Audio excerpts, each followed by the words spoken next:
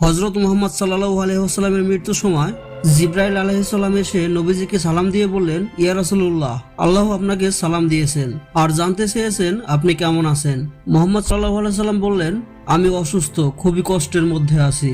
তখন জিবরাইল আলাইহিস সালাম বললেন, আজকে আমার সাথে নতুন একজন ফেরেশতা এসেছে, যে ফেরেশতা কোনো মানুষের কাছে আসার জন্য কখনো কারো অনুমতি চায়নি, শুধু আপনার অনুমতি চায় আপনার কাছে আসার জন্য। আর সেই ফেরেশতার নাম মালাকুল মউত। তখন মালাকুল মউত মুহাম্মদ সাল্লাল্লাহু আলাইহি ওয়াসাল্লামের কাছে এসে সালাম দিয়ে বললেন, ইয়া রাসূলুল্লাহ, আমি আদম আলাইহিস সালাম থেকে শুরু করে আজ পর্যন্ত যত মানুষের জান কবজ করেছি এবং কিয়ামত পর্যন্ত যত মানুষের জান কবজ করব, কারো কাছে কখনো অনুমতি চাইনি আর কখনো অনুমতি চাইবও না। কিন্তু আজ আসার সময় আল্লাহ রাব্বুল আলামিন বলেছেন, আমি যেন আপনার জান কবজ করার জন্য আপনার অনুমতি প্রার্থনা করি। প্রিয় বন্ধুরা, একবার ভাবুন তো আমার নবীকে আল্লাহ কতটা ভালোবাসতেন।